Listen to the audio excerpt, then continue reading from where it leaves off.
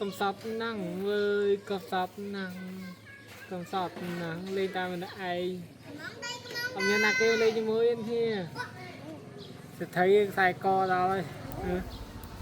xài co vậy câu này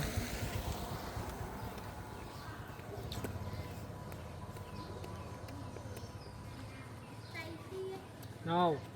no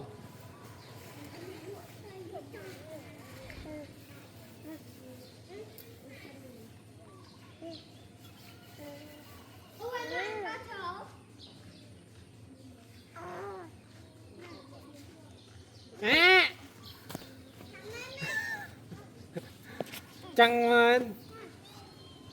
đã thấy ai đã không